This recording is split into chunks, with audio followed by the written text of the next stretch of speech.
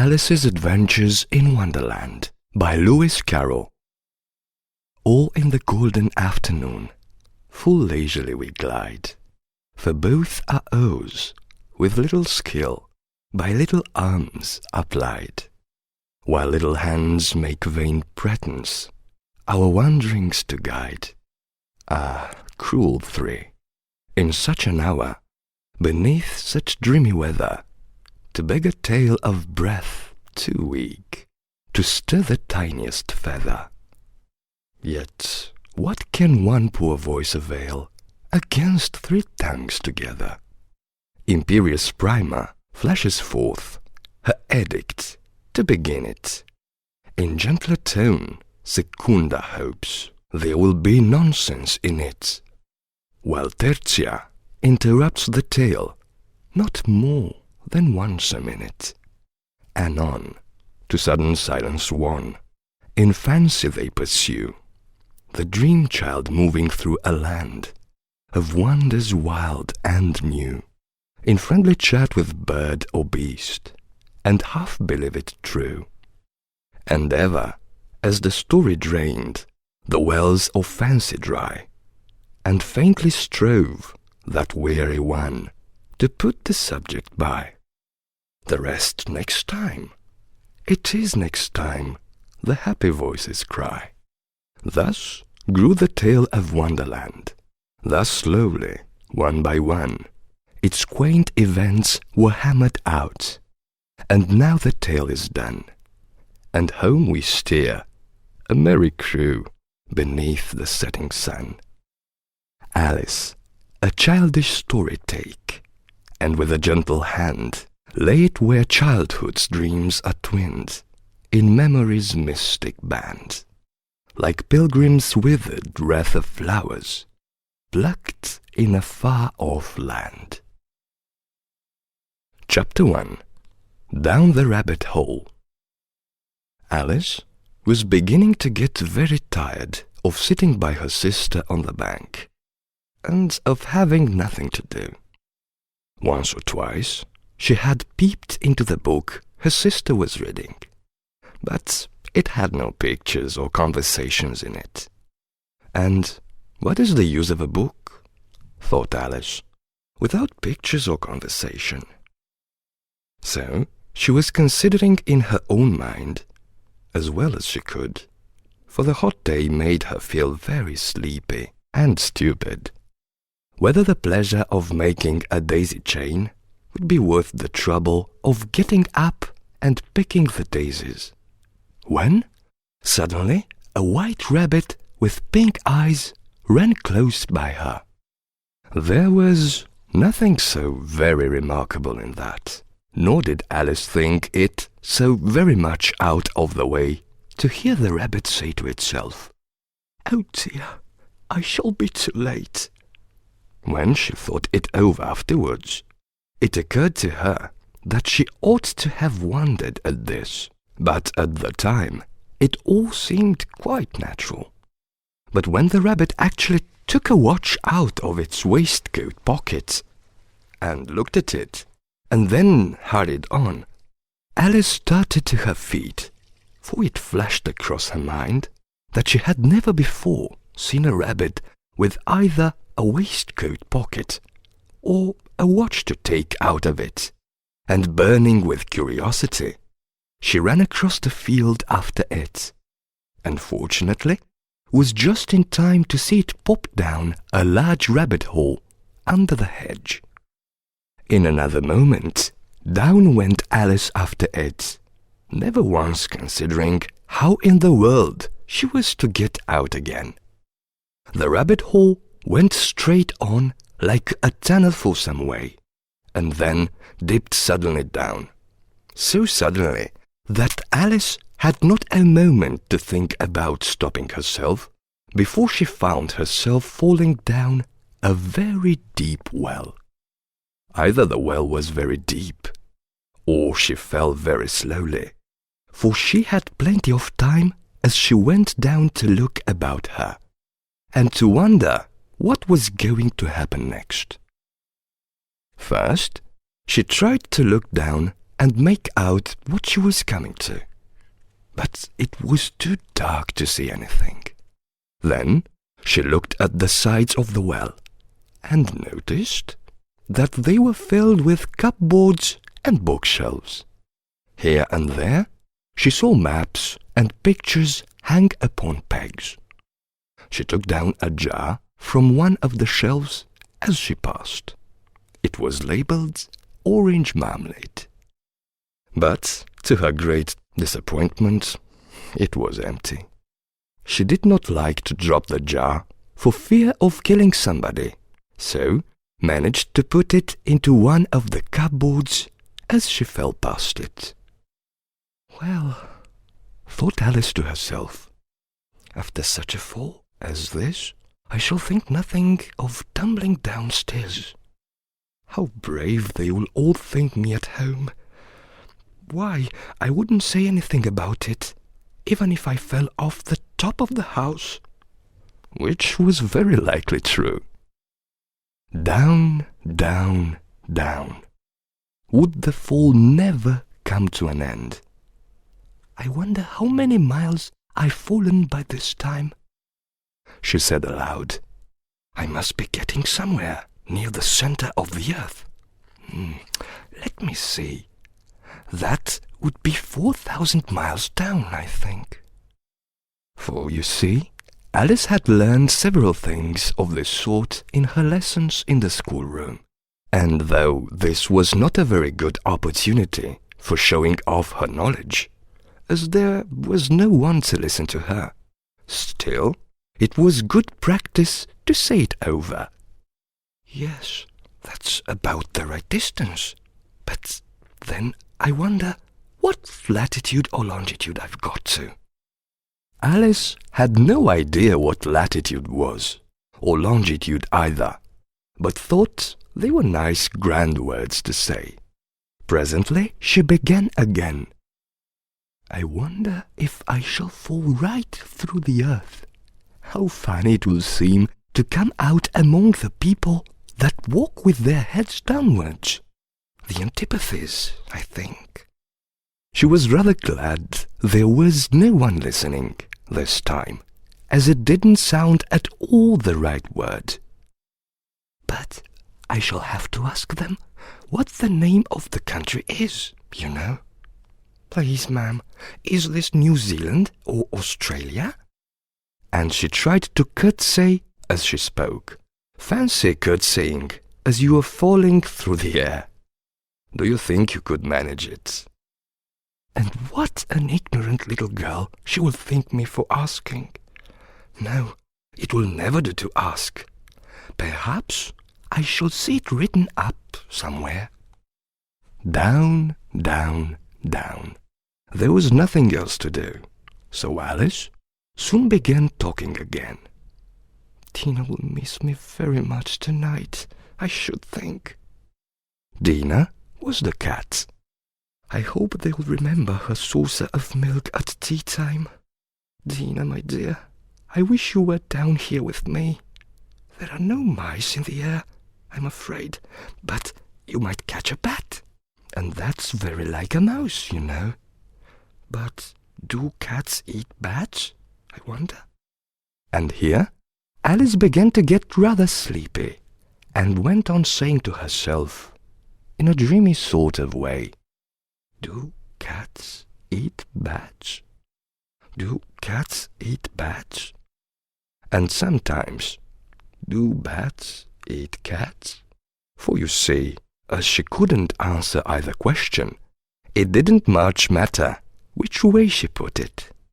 She felt that she was dozing off, and had just begun to dream that she was walking hand in hand with Dinah, and saying to her very earnestly, Now, Dinah, tell me the truth. Did you ever eat a bat? When suddenly, thump, thump, down she came upon a heap of sticks and dry leaves, and the fall was over. Alice was not a bit hurt, and she jumped up onto her feet in a moment. She looked up, but it was all dark overhead. Before her was another long passage, and the White Rabbit was still in sight, hurrying down it. There was not a moment to be lost. Away went Alice like the wind, and was just in time to hear it say, as it turned a corner, "Oh, my ears and whiskers, how late it's getting!" She was close behind it when she turned the corner, but the rabbit was no longer to be seen. She found herself in a long, low hall, which was lit up by a row of lamps hanging from the roof. There were doors all around the hall, but they were all locked. And when Alice had been all the way down one side and up the other, trying every door, she walked sadly down in the middle, wondering how she was ever to get out again. Suddenly, she came upon a little three-legged table, all made of solid glass. There was nothing on it except a tiny golden key, and Alice's first thought was that it might belong to one of the doors of the hall. But, alas, either the locks were too large, or the key was too small, but at any rate it would not open any of them. However, on the second time round, she came upon a low curtain she had not noticed before, and behind it was a little door about 15 inches high. She tried the little golden key in the lock, and to her great delight it fitted. Alice opened the door and found that it led into a small passage, not much larger than a rat hole. She knelt down and looked along the passage into the loveliest garden you ever saw. How she longed to get out of that dark hole and wander about among those beds of bright flowers and those cool fountains. But she could not even get her head through the doorway. And even if my head would go through, thought poor Alice, it would be of very little use without my shoulders. Oh, how I wish I could shut up like a telescope. I think I could, if I only knew how to begin. For, you see, so many out-of-the-way things had happened lately that Alice had begun to think that very few things indeed were really impossible. There seemed to be no use in waiting by the little door, so she went back to the table, half hoping she might find another key on it, or at any rate a book of rules for shutting people up like telescopes. This time she found a little bottle on it, which certainly was not here before, said Alice, and round the neck of the bottle was a paper label with the words "Drink me" beautifully printed on it in large letters. It was all very well to say, "Drink me," but the wise little Alice was not going to do that in a hurry. "No, I'll look first," she said, "and see whether it's marked poison or not." For she had read several nice little histories about children who had got burnt and eaten up by wild beasts and other unpleasant things, all because they would not remember the simple rules their friends had taught them, such as that a red-hot poker will burn you if you hold it too long, and that if you cut your finger very deeply with a knife, it usually bleeds. And she had never forgotten that if you drink much from a bottle marked poison, it is almost certain to disagree with you, sooner or later.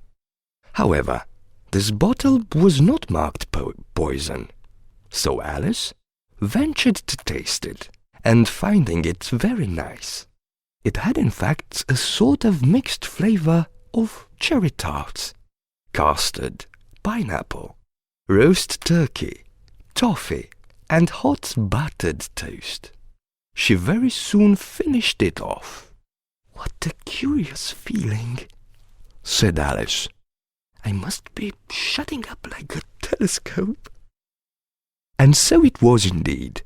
She was now only 10 inches high, and her face brightened up at the thought that she was now the right size for going through the little door into that lovely garden. First, however, she waited for a few minutes to see if she was going to shrink any further. She felt a little nervous about this.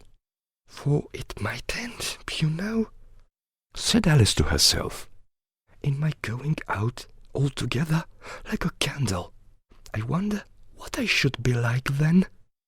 And she tried to fancy what the flame of a candle is like after the candle is blown out, for she could not remember ever having seen such a thing.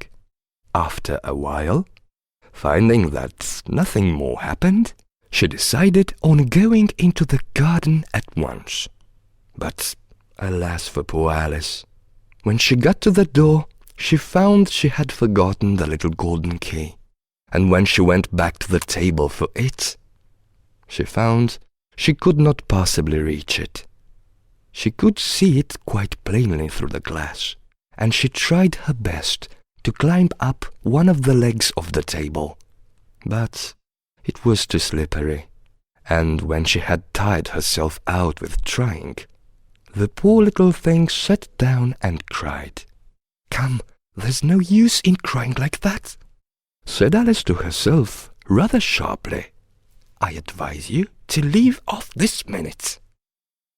She generally gave herself very good advice, though she very seldom followed it, and sometimes she scolded herself so severely as to bring tears into her eyes, and once she remembered trying to box her own ears for having cheated herself in a game of croquet she was playing against herself.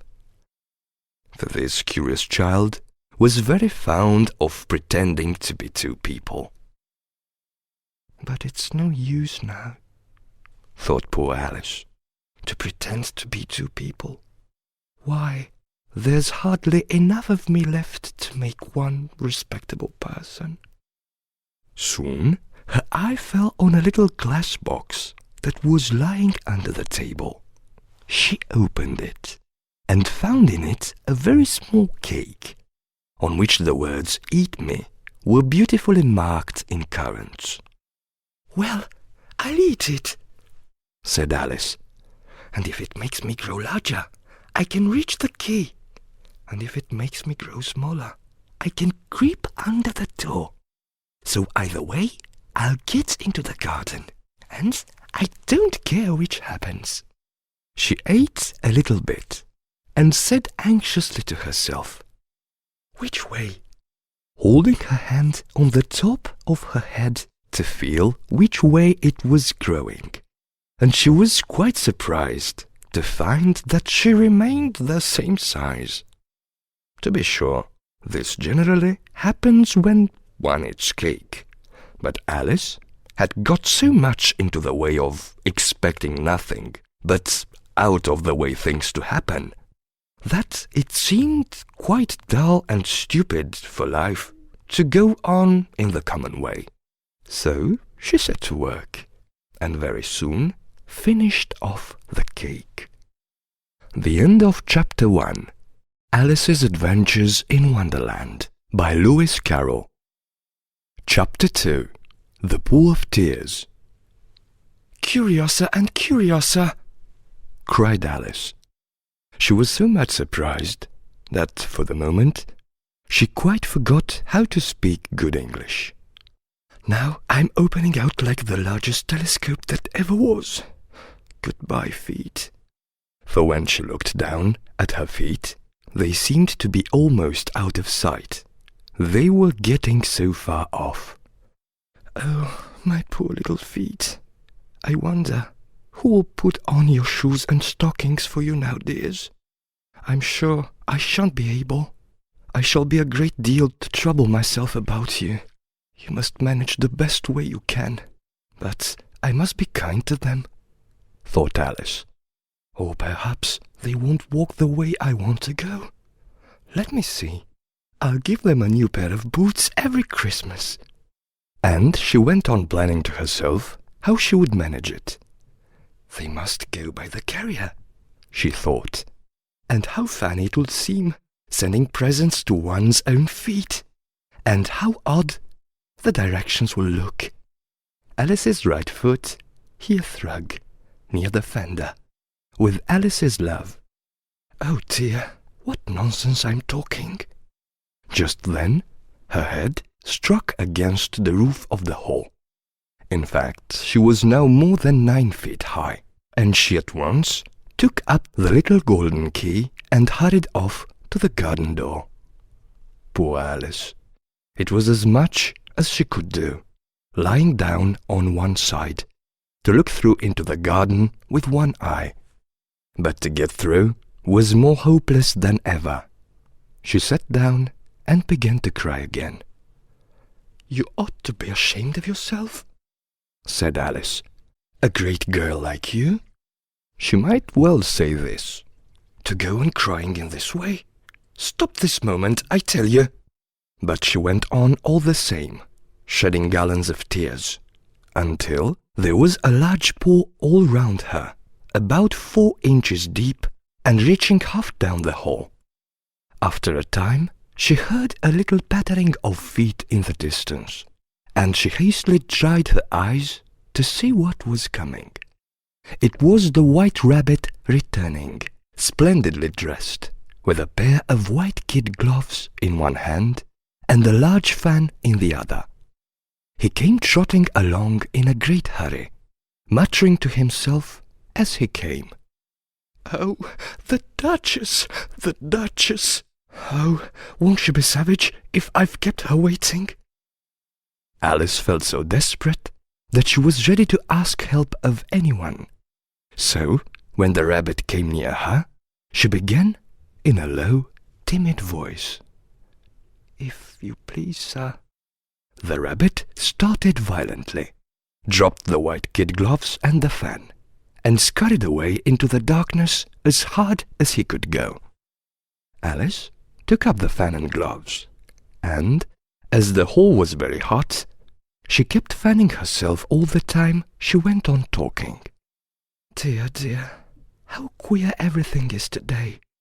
And yesterday things went on just as usual. I wonder if I've been changed in the night? Let me think. Was I the same when I got up this morning? I almost think I can remember feeling a little different. But if I'm not the same, the next question is, who in the world am I? Ah, that's the great puzzle." And she began thinking over all the children she knew that were of the same age as herself, to see if she could have been changed for any of them. "I'm sure I'm not Ada," she said, "for her hair goes in such long ringlets, and mine doesn't go in ringlets at all.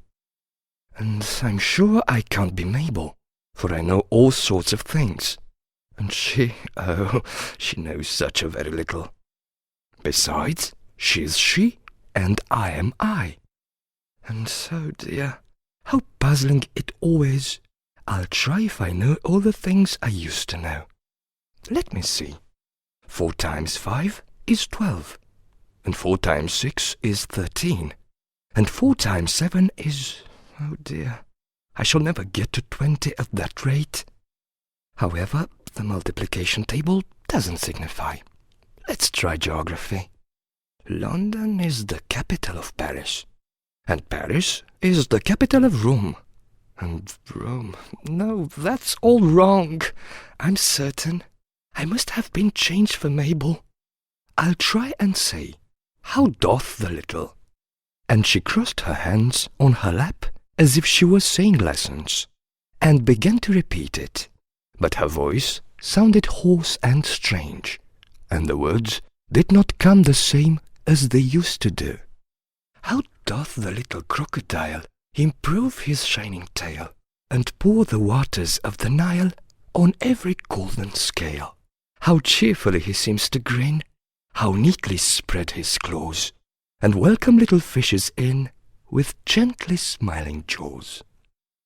I'm sure those are not the right words, said poor Alice, and her eyes filled with tears again as she went on.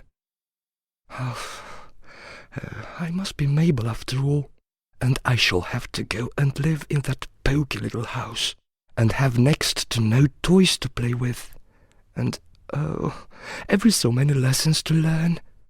No, I've made up my mind about it. If I'm Mabel, I'll stay down here. It will be no use their putting their heads down and saying, "Come up again, dear." I shall only look up and say, "Who am I then? Tell me that first, and then, if I like being that person, I'll come up. If not, I'll stay down here till I'm somebody else." "But, oh dear," cried Alice, with a sudden burst of tears, "I do wish they would put their heads down. I'm so very tired of being all alone here." As she said this, she looked down at her hands, and was surprised to see that she had put on one of the rabbit's little white kid gloves while she was talking. "How can I have done that?" she thought. "I must be growing small again." She got up and went to the table to measure herself by it, and found that, as nearly as she could guess, she was now about 2 feet high, and was going on shrinking rapidly. She soon found out that the cause of this was the fan she was holding, and she dropped it hastily, just in time to avoid shrinking away altogether. "That was a narrow escape," said Alice, a good deal frightened at the sudden change, but very glad to find herself still in existence. "And now for the garden!" And she ran with all speed back to the little door. But alas, the little door was shut again, and the little golden key was lying on the glass table as before. "And things are worse than ever," thought the poor child, "for I never was so small as this before. Never! And I declare it's too bad, that it is." As she said these words, her foot slipped, and in another moment, splash, she was up to her chin in salt water. Her first idea was that she had somehow fallen into the sea. "And in that case, I can go back by railway," she said to herself. Alice had been to the seaside once in her life, and had come to the general conclusion that wherever you go to on the English coast, you find a number of bathing machines in the sea, some children digging in the sand with wooden spades, then a row of lodging houses, and behind them a railway station. However, she soon made out that she was in the pool of tears which she had wept when she was 9 feet high. "I wish I hadn't cried so much," said Alice, as she swam about, trying to find her way out. "I shall be punished for it now, I suppose, by being drowned in my own tears. That will be a queer thing, to be sure. However, everything is queer today." Just then, she heard something splashing about in the pool, a little way off, and she swam nearer to make out what it was. At first, she thought it must be a walrus or hippopotamus, but then she remembered how small she was now, and she soon made out that it was only a mouse that had slipped in like herself. "Would it be of any use now," thought Alice, "to speak to this mouse? Everything is so out of the way down here that I should think very likely it can talk. At any rate, there's no harm in trying." So she began. "Oh, mouse, do you know the way out of this pool? I'm very tired of swimming about here. Oh, mouse." Alice thought this must be the right way of speaking to a mouse. She had never done such a thing before, but she remembered having seen in her brother's Latin grammar, "A mouse of a mouse, to a mouse, oh mouse."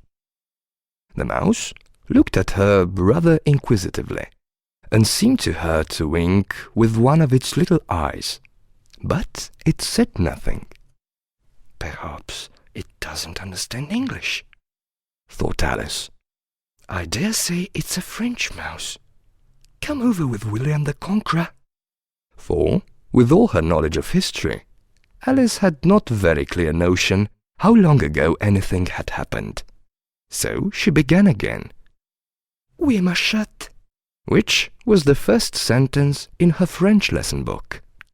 The mouse gave a sudden leap out of the water and seemed to quiver all over with fright. "Oh, I beg your pardon," cried Alice hastily, afraid that she had hurt the poor animal's feelings. "I quite forgot you didn't like cats." "Not like cats?" cried the mouse in a shrill, passionate voice. "Would you like cats if you were me?" "Well, perhaps not," said Alice in a soothing tone. "Don't be angry about it, and yet I wish I could show you our cat Dinah. I think you would take a fancy to cats if you could only see her. She's such a dear, quiet thing," Alice went on, half to herself, as she swam lazily about in the pool. "And she sits purring so nicely by the fire, licking her paws and washing her face. And she's such a nice soft thing to nurse. And she's such a capital one for catching mice." "Oh, I beg your pardon," cried Alice again.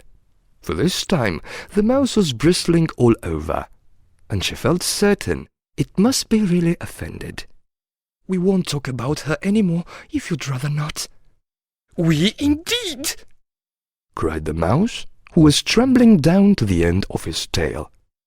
"As if I would talk on such a subject. Our family always hated cats. Nasty, low, vulgar things. Don't let me hear the name again." "I won't indeed," said Alice, in a great hurry to change the subject of conversation.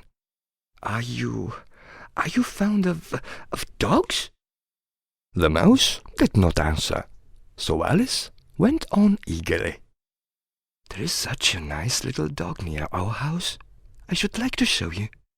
A little bright-eyed terrier, you know, with such long curly brown hair. And it will fetch things when you throw them, and it will sit up and beg for its dinner, and all sorts of things. Can't remember half of them. And it belongs to a farmer, you know, and he says it's so useful, it's worth £100.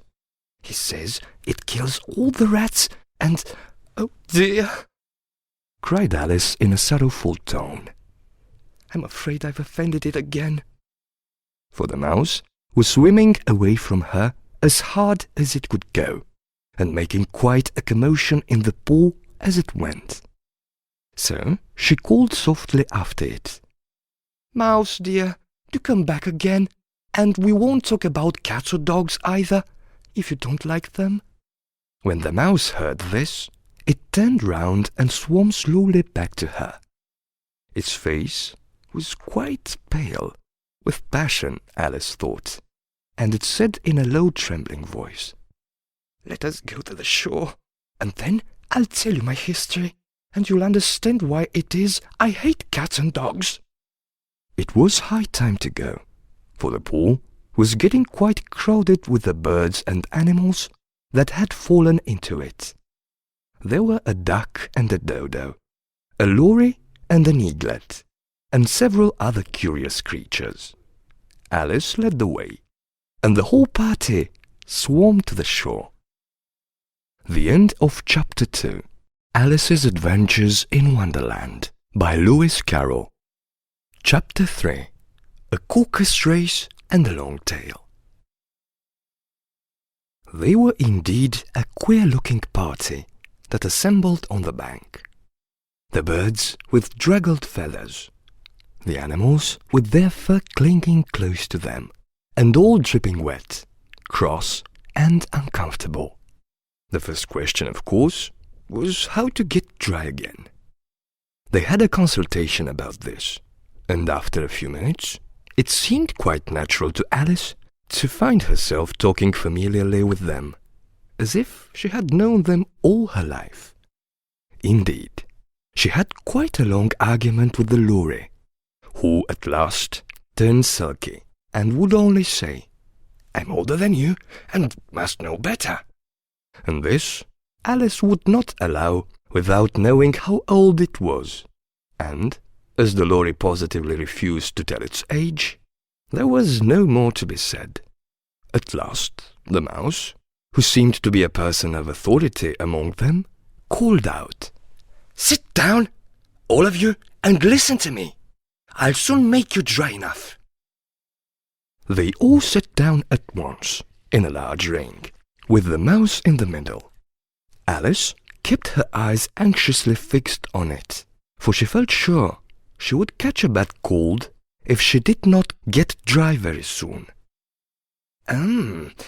Said the Mouse with an important air. "Are you all ready? This is the driest thing I know. Silence all around, if you please." William the Conqueror, whose cause was favoured by the Pope, was soon submitted to by the English, who wanted leaders, and had been of late much accustomed to usurpation and conquest. Edwin and Morcar, the Earls of Mercia and Northumbria. "Ah," said the Lory with a shiver. "I beg your pardon," said the Mouse, frowning, but very politely. "Did you speak?" "Not I," said the Lory hastily. "I thought you did," said the Mouse. "I proceed. Edwin and Morcar, the Earls of Mercia and Northumbria, declared for him, and even Steigen, the patriotic Archbishop of Canterbury, found it advisable." "Found what?" said the Duck. "Found it," the Mouse replied rather crossly. "Of course you know what it means." "I know what it means well enough, when I find a thing," said the Duck. "It's generally a frog or a worm. The question is, what did the Archbishop find?" The Mouse did not notice this question, but hurriedly went on. "Found it advisable to go with Edgar Atheling to meet William and offer him the crown. William's conduct at first was moderate, but the insolence of his Normans—" "How are you getting on now, my dear?" it continued, turning to Alice as it spoke. "As wet as ever," said Alice in a melancholy tone. "It doesn't seem to dry me at all." "In that case," said the Dodo solemnly, rising to its feet, "I move that the meeting adjourn for the immediate adoption of more energetic remedies." "Speak English," said the Eaglet. "I don't know the meaning of half those long words, and what's more, I don't believe you do either." And the Eaglet bent down its head to hide a smile. Some of the other birds tittered audibly. "What I was going to say," said the Dodo in an offended tone, "was that the best thing to get us dry would be a caucus race." "What is a caucus race?" said Alice. Not that she wanted much to know, but the Dodo had paused as if it thought that somebody ought to speak, and no one else seemed inclined to say anything. "Why," said the Dodo, "the best way to explain it is to do it. And, as you might like to try the thing yourself, some winter day, I will tell you how the Dodo managed it. First, it marked out a race course in a sort of circle. The exact shape doesn't matter, it said, and then all the party were placed along the course, here and there. There was no 1, 2, 3, and away, but they began running when they liked, and left off when they liked, so that it was not easy to know when the race was over. However, when they had been running half an hour or so, and were quite dry again, the Dodo suddenly called out, "The race is over!" And they all crowded round it, panting and asking, "But who has won?"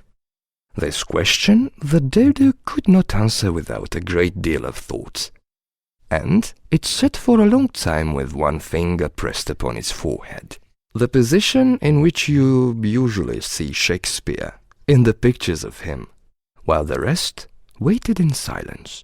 At last the dodo said, "Everybody has won, and all must have prizes." "But who is to give the prizes?" quite a chorus of voices asked. "Why, she, of course," said the dodo, pointing to Alice with one finger, and the whole party at once crowded round her, calling out in a confused way, "Prizes! Prizes!"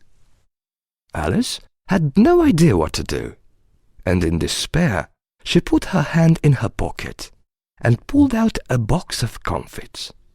Luckily, the salt water had not got into it, and handed them round as prizes. There was exactly one apiece all round. "But she must have a prize herself, you know," said the mouse. "Of course," the dodo replied very gravely.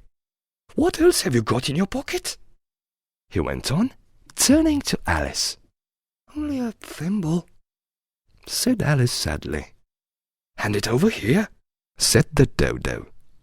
Then they all crowded round her once more, while the dodo solemnly presented the thimble, saying, "We beg your acceptance of this elegant thimble." And when it had finished this short speech, they all cheered. Alice thought the whole thing very absurd, but they all looked so grave that she did not dare to laugh. And, as she could not think of anything to say, she simply bowed and took the thimble, looking as solemn as she could. The next thing was to eat the comfits. This caused some noise and confusion, as the large birds complained that they could not taste theirs, and the small ones choked and had to be patted on the back. However, it was over at last, and they sat down again in a ring, and begged the mouse to tell them something more. "You promised to tell me your history, you know," said Alice. "And why did you hate C and D?" she added in a whisper, half afraid that it would be offended again. "Mine is a long and a sad tale," said the mouse, turning to Alice and sighing. "It is a long tale, certainly," said Alice, looking down with wonder at the mouse's tail. "But why do you call it sad?" And she kept on puzzling about it while the mouse was speaking, so that her idea of the tale was something like this. Fairy said to a mouse that he met in the house, "Let us both go to law. I will prosecute you. Come, I'll talk no denial. We must have a trial. For really this morning I've nothing to do," said the mouse to the cur. "Such a trial, dear sir, with no jury or judge, would be wasting our breath." "I'll be judge, I'll be jury," said cunning old Furry. "I'll try the whole cause and condemn you to death." "You are not attending," said the mouse to Alice severely. What are you thinking of?" I beg your pardon," said Alice very humbly. "You had got the 5th bend, I think?" "I had not," cried the mouse, sharply and very angrily. "And not?" said Alice, always ready to make herself useful, and looking anxiously about her. "Oh, do let me help to undo it." "I shall do nothing of the sort," said the mouse, getting up and walking away. "You insult me by talking such nonsense." "I didn't mean it," pleaded poor Alice. "But you are so easily offended, you know." The mouse only growled in reply. "Please come back and finish your story." Alice called after it, and the others all joined in chorus. "Yes, please do." But the mouse only shook its head impatiently and walked a little quicker. "What a pity it wouldn't stay," sighed the lorry as soon as it was quite out of sight. And an old crab took the opportunity of saying to her daughter, "Ah, my dear, let this be a lesson to you never to lose your temper." "Hold your tongue, Ma," said the young crab, a little snappishly. "You're enough to try the patience of an oyster." "I wish I had our Dinah here. I know I do," said Alice aloud, addressing nobody in particular. "She'd soon fetch it back." "And who is Dinah, if I might venture to ask the question?" said the lorry. Alice replied eagerly, for she was always ready to talk about her pet. "Dinah is our cat, and she's such a capital one for catching mice, you can't think. And oh, I wish you could see her after the birds. Why, she'll eat a little bird as soon as look at it." This speech caused a remarkable sensation among the party. Some of the birds hurried off at once. One old magpie began wrapping itself up very carefully, remarking, "I really must be getting home. The night air doesn't suit my throat." And the canary called out in a trembling voice to its children, "Come away, my dears. It's high time you were all in bed." On various pretexts, they all moved off, and Alice was soon left alone. "I wish I hadn't mentioned Dinah," she said to herself in a melancholy tone. "Nobody seems to like her down here, and I'm sure she's the best cat in the world. Oh, my dear Dinah, I wonder if I shall ever see you any more." And here poor Alice began to cry again, for she felt very lonely and low-spirited. In a little while, however, she again heard a little pattering of footsteps in the distance, and she looked up eagerly, half hoping that the mouse had changed his mind and was coming back to finish his story. The end of Chapter 3, Alice's Adventures in Wonderland, by Lewis Carroll. Chapter 4, The Rabbit Sends in a Little Bell. It was the White Rabbit, trotting slowly back again, and looking anxiously about as it went, as if it had lost something, and she heard it muttering to itself, "The Duchess, the Duchess! Oh, my dear paws! Oh, my fur and whiskers! She'll get me executed, as sure as ferrets are ferrets. Where can I have dropped them, I wonder?" Alice guessed in a moment that it was looking for the fan and the pair of white kid gloves, and she very good-naturedly began hunting about for them. But they were nowhere to be seen. Everything seemed to have changed since her swim in the pool, and the great hall, with the glass table and the little door, had vanished completely. Very soon, the rabbit noticed Alice as she went hunting about, and called out to her in an angry tone, "Why, Mary Ann, what are you doing out here? Run home this moment, and fetch me a pair of gloves and a fan. Quick now!" And Alice was so much frightened that she ran off at once in the direction it pointed to, without trying to explain the mistake it had made. "He took me for his housemaid," she said to herself as she ran. "How surprised he will be when he finds out who I am. But I'd better take him his fan and gloves, that is, if I can find them." As she said this, she came upon a neat little house, on the door of which was a bright brass plate with the name W. Rabbit engraved upon it. She went in without knocking, and hurried upstairs, in great fear lest she should meet the real Mary Ann, and be turned out of the house before she had found the fan and gloves. "How queer it seems," Alice said to herself, "to be going messages for a rabbit. I suppose Dinah will be sending me on messages next." And she began fancying the sort of thing that would happen. "Miss Alice, come here directly, and get ready for your walk." "Coming in a minute, nurse. But I've got to watch this mouse hole till Dinah comes back, and see that the mouse doesn't get out. Only I don't think," Alice went on, "that they'd let Dinah stop in the house if it began ordering people about like that." By this time, she had found her way into a tidy little room with a table in the window, and on it, as she had hoped, a fan and 2 or 3 pairs of tiny white kid gloves. She took up the fan and a pair of the gloves, and was just going to leave the room when her eye fell upon a little bottle that stood near the looking-glass. There was no label this time with the words "Drink me," but nevertheless she uncorked it and put it to her lips. "I know something interesting is sure to happen," she said to herself, "whenever I eat or drink anything. So I'll just see what this bottle does.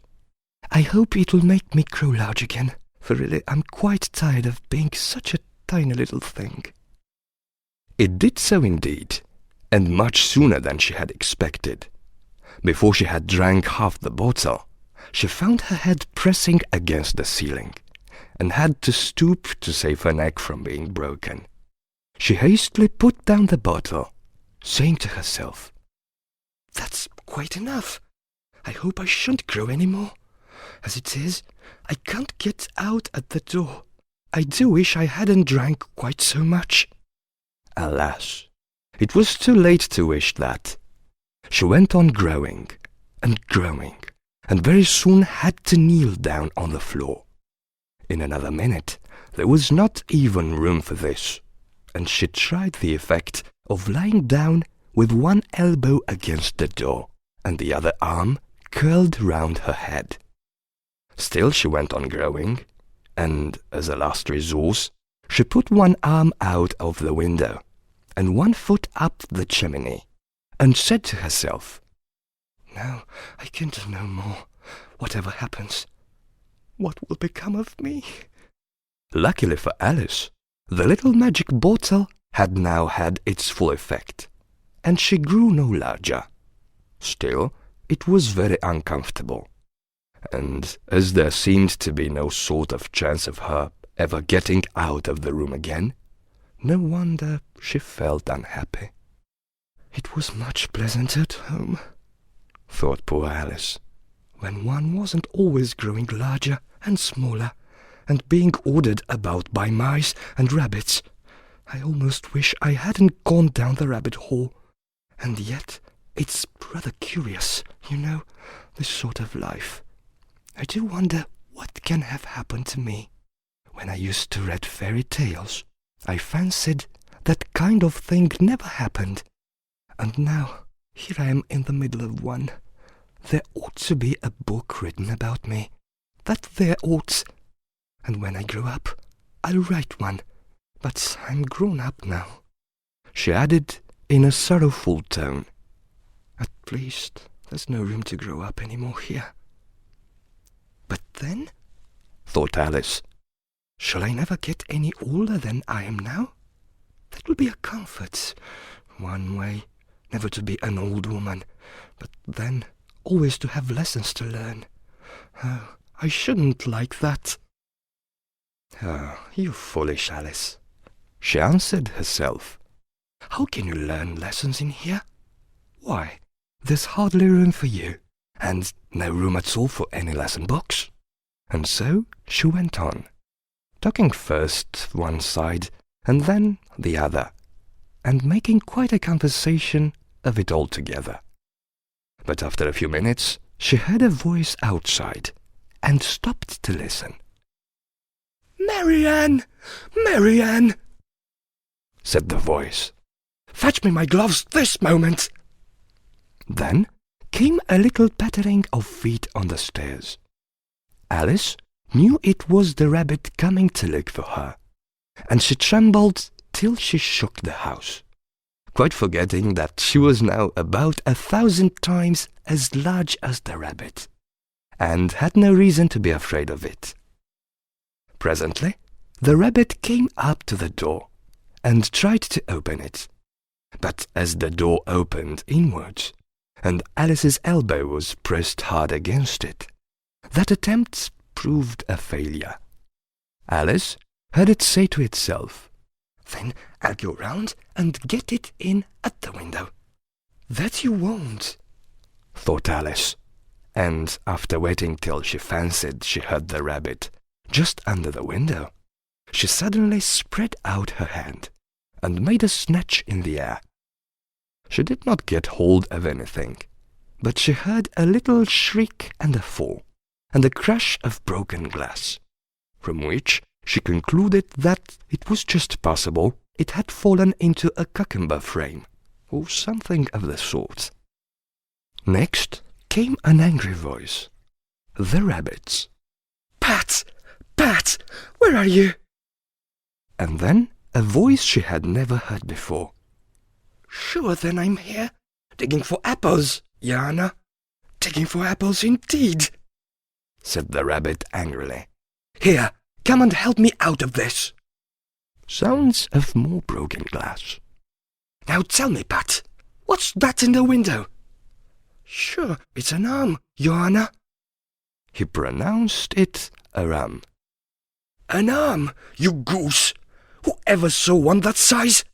Why, it fills the whole window." "Sure it does, Johanna, but it's an arm for all that." "Well, it's got no business there, at any rate. Go and take it away." There was a long silence after this, and Alice could only hear whispers now and then, such as, "Sure, I don't like it, Yana, at all, at all. Do as I tell you, you coward." And at last she spread out her hand again, and made another snatch in the air. This time there were 2 little shrieks, and more sounds of broken glass. "What a number of cucumber frames there must be," thought Alice. "I wonder what they will do next. As for pulling me out of the window, I only wish they could. I'm sure I don't want to stay in here any longer." She waited for some time without hearing anything more. At last came a rambling of little cartwheels, and the sound of a good many voices all talking together. She made out the words, "Where's the other ladder? Why, I hadn't to bring but one. Bill's got the other. Bill, fetch it here, lad. Here, put him up at this corner. No, tie him together first. Don't reach half high enough yet. Oh, they'll do well enough. Don't be particular. Here, Bill, catch hold of this rope. With the roof bare. Mind that loose slate. Oh, it's coming down. That's below." A loud crash. "Now, who did that?" "It was Bill, I fancy. Who's to go down the chimney?" "Nay, I shan't. You do it." "That I won't, then. Bill's to go down. Here, Bill, the master says you're to go down the chimney." "Oh, so Bill's got to come down the chimney, has he?" said Alice to herself. "Why, they seem to put everything upon Bill. I wouldn't be in Bill's place for a good deal. This fireplace is narrow, to be sure, but I think I can kick a little." She drew her foot as far down the chimney as she could, and waited till she heard a little animal. She couldn't guess of what sort it was, scratching and scrambling about in the chimney close above her. Then, saying to herself, "This is Bill," she gave one sharp kick and waited to see what would happen next. The first thing she heard was a general chorus of, "There goes Bill!" Then the rabbit's voice alone, "Catch him, you by the hedge!" The silence, and then another confusion of voices. "Hold up his head! Brandy now! Don't choke him! Who was it, old fellow? What happened to you? Tell us all about it." Last came a little feeble, squeaking voice. "That's Bill," thought Alice. "Well, I hardly know. No more, thank you. I'm better now. but I'm a deal too flustered to tell you. All I know is something comes at me like a jack-in-the-box, and up I goes like a skyrocket." "So you did, old fellow," said the others. "We must burn the house down," said the rabbit's voice, and Alice called out as loud as she could, "If you do, I'll set Dinah to you." There was a dead silence instantly, and Alice thought to herself, "I wonder what they will do next. If they had any sense, they'd take the roof off." After a minute or two, they began moving about again, and Alice heard the rabbit say, "A barrowful will do, to begin with." A barrowful of what?" thought Alice. But she had not long to doubt, for the next moment a shower of little pebbles came rattling in at the window, and some of them hit her in the face. "I'll put a stop to this," she said to herself, and shouted out, "You'd better not do that again!" which produced another dead silence. Alice noticed with some surprise that the pebbles were all turning into little cakes as they lay on the floor, and a bright idea came into her head. "If I eat one of these cakes," she thought, "it's sure to make some change in my size. And as it can't possibly make me larger, it must make me smaller, I suppose." So she swallowed one of the cakes, and was delighted to find that she began shrinking directly. As soon as she was small enough to get through the door, she ran out of the house and found quite a crowd of little animals and birds waiting outside. The poor little lizard, Bill, was in the middle, being held up by 2 guinea pigs, who were giving it something out of a bottle. They all made a rush at Alice the moment she appeared, but she ran off as hard as she could, and soon found herself safe in a thick wood. "The first thing I've got to do," said Alice to herself, as she wandered about in the wood, "is to grow to my right size again, and the second thing is to find my way into that lovely garden. I think that will be the best plan." It sounded an excellent plan, no doubt, and very neatly and simply arranged. The only difficulty was that she had not the smallest idea how to set about it, and while she was peering about anxiously among the trees, a little sharp bark just over her head made her look up in a great hurry. An enormous puppy was looking down at her with the large round eyes, and feebly stretching out one paw, trying to touch her. "Poor little thing," said Alice in a coaxing tone, and she tried hard to whistle to it. But she was terribly frightened all the time at the thought that it might be hungry, in which case it would be very likely to eat her up in spite of all her coaxing. Hardly knowing what she did, she picked up a little bit of stick and held it out to the puppy, whereupon the puppy jumped into the air off all its feet at once, with a yelp of delight, and rushed at the stick and made believe to worry it. Then Alice dodged behind a great thistle to keep herself from being run over, and the moment she appeared on the other side, the puppy made another rush at the stick, and trembled head over heels in its hurry to get hold of it. Then Alice, thinking it was very like having a game of play with a cart horse, and expecting every moment to be trampled under its feet, ran round the thistle again. Then the puppy began a series of short charges at the stick, running a very little way forwards each time and a long way back, and barking hoarsely all the while, till at last it sat down a good way off, panting, with its tongue hanging out of its mouth, and its great eyes half shut. This seemed to Alice a good opportunity for making her escape. So she set off at once, and ran till she was quite tired and out of breath, until the puppy's bark sounded quite faint in the distance. "And yet, what a dear little puppy it was," said Alice, as she leaned against a buttercup to rest herself and fan herself with one of the leaves. "I should have liked teaching it tricks very much, if I'd only been the right size to do it. Oh dear, I'd nearly forgotten that I've got to grow up again. Let me see, how is it to be managed? I suppose I ought to eat or drink something or other, but the great question is, what?" The great question certainly was, what? Alice looked all around her at the flowers and the blades of grass, but she could not see anything that looked like the right thing to eat or drink under the circumstances. There was a large mushroom growing near her, about the same height as herself, and when she had looked under it, and on both sides of it, and behind it, it occurred to her that she might as well look and see what was on top of it.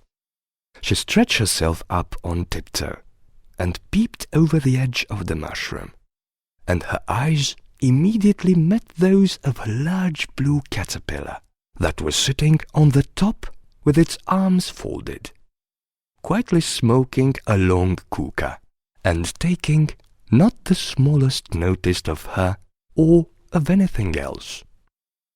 The end of Chapter 4. Alice's Adventures in Wonderland by Lewis Carroll. Chapter 5. Advice from a Caterpillar. The caterpillar and Alice looked at each other for some time in silence. At last, the caterpillar took the hookah out of its mouth and addressed her in a languid, sleepy voice. "Who are you?" said the caterpillar. This was not an encouraging opening for a conversation. Alice replied rather shyly, I hardly know, sir. Just at present, at least I know who I was when I got up this morning. But I think I must have been changed several times since then." "What do you mean by that?" said the caterpillar sternly. "Explain yourself." "I can't explain myself, I'm afraid, sir," said Alice, "because I'm not myself, you see." "I don't see," said the caterpillar. "I'm afraid I can't put it more clearly," Alice replied very politely, "for I can't understand it myself to begin with, and being so many different sizes in a day is very confusing." "It isn't," said the caterpillar. "Well, perhaps you haven't found it so yet," said Alice. "But when you have to turn into a chrysalis, you will some day, you know, and then after that into a butterfly. I should think you'll feel it a little queer, won't you?" "Not a bit," said the caterpillar. "Well, perhaps your feelings may be different," said Alice. "All I know is it would feel very queer to me." "You?" said the caterpillar contemptuously. "Who are you?" Which brought them back again to the beginning of the conversation. Alice felt a little irritated at the caterpillar's making such very short remarks, and she drew herself up and said very gravely, "I think you ought to tell me who you are first." "Why?" said the caterpillar. Here was another puzzling question, and as Alice could not think of any good reason, and as the caterpillar seemed to be in a very unpleasant state of mind, she turned away. "Come back," the caterpillar called after her. "I've something important to say." This sounded promising, certainly. Alice turned and came back again. "Keep your temper," said the caterpillar. "Is that all?" said Alice, swallowing down her anger as well as she could. "No," said the caterpillar. Alice thought she might as well wait, as she had nothing else to do, and perhaps, after all, it might tell her something worth hearing. For some minutes, it puffed away without speaking, but at last it unfolded its arms, took the hookah out of its mouth again, and said, "So, you think you're changed, do you?" "I'm afraid I am, sir," said Alice. "I can't remember things as I used, and I don't keep the same size for 10 minutes together." "Can't remember what things?" said the caterpillar. "Well, I've tried to say, 'How doth the little busy bee?' but it all came different," Alice replied in a very melancholy voice. "Repeat, 'You are old, Father William,'" said the caterpillar. Alice folded her hands and began. "You are old, Father William," the young man said, "and your hair has become very white. And yet you insistently stand on your head. Do you think, at your age, it is right?" "In my youth," Father William replied to his son, "I feared it might injure the brain. But now that I'm perfectly sure I have none, why, I do it again and again." "You are old," said the youth, "as I mentioned before, and have grown most uncommonly fat. Yet you turned a back somersault in at the door. Pray, what is the reason of that?" "In my youth," said the sage, as he shook his grey locks, "I kept all my limbs very supple. By the use of this ointment, 1 shilling the box, allow me to sell you a couple." "You are old," said the youth, "and your jaws are too weak for anything together than sweet. Yet you finished the goose with the bones and the beak. Pray, how did you manage to do it?" "In my youth," said his father, "I took to the law and argued each case with my wife, and the muscular strength which it gave to my jaw has lasted the rest of my life." "You are old," said the youth. "One would hardly suppose that your eye was as steady as ever, yet you balanced an eel on the end of your nose. What made you so awfully clever?" "I have answered 3 questions, and that is enough," said his father. "Don't give yourself airs. Do you think I can listen all day to such stuff? Be off, or I'll kick you downstairs." "That is not said right," said the caterpillar. "Not quite right, I'm afraid," said Alice timidly. "Some of the words have got altered." "It is wrong from beginning to end," said the caterpillar decidedly, and there was silence for some minutes. The caterpillar was the first to speak. "What size do you want to be?" it asked. "Oh, I'm not particular as to size," Alice hastily replied. "Only one doesn't like changing so often, you know." "I don't know," said the caterpillar. Alice said nothing. She had never been so much contradicted in all her life before, and she felt that she was losing her temper. "Are you content now?" said the caterpillar. "Well, I should like to be a little larger, sir, if you wouldn't mind," said Alice. 3 inches is such a wretched height to be." "It is a very good height indeed," said the caterpillar angrily, rearing itself upright as it spoke. It was exactly 3 inches high. "But I'm not used to it," pleaded poor Alice in a piteous tone, and she thought to herself, "I wish the creatures wouldn't be so easily offended." "You'll get used to it in time," said the caterpillar, and it put the hookah into its mouth and began smoking again. This time Alice waited patiently until it chose to speak again. In a minute or 2, the caterpillar took the hookah out of its mouth and yawned once or twice and shook itself. Then it got down off the mushroom and crawled away into the grass, merely remarking as it went, One side will make you grow taller, and the other side will make you grow shorter. One side of what? The other side of what? Thought Alice to herself. Of the mushroom, said the caterpillar, just as if she had asked it aloud.